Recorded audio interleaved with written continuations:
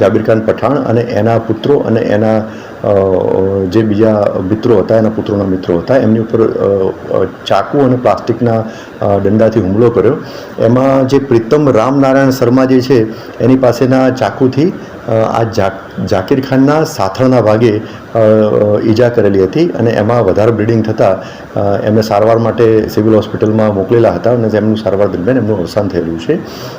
આ 4 આરોપીઓ પૈકી પ્રીતમ રામનારાયણ શર્મા અને શુભમ બાલકૃષ્ણ મરાઠે એ બંને તપાસના કામે અત્યારે એમની પૂછપરછ ચાલુ રહી છે. એમને ડિટેન કરવામાં આવેલા છે.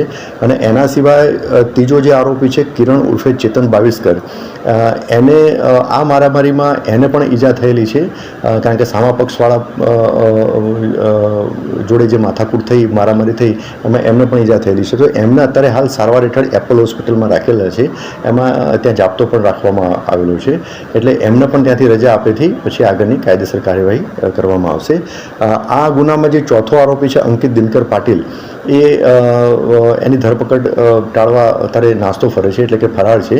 એની શોધખોળ કરવા અને એને પકડવા માટે પણ ફિલ્ડમાં ટીમ કાર્યરત છે.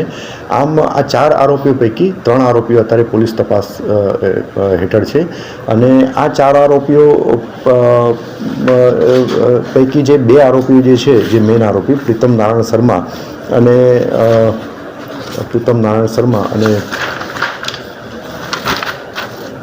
શુભમ બાલકૃષ્ણ મરાઠે, એમના વિરુદ્ધમાં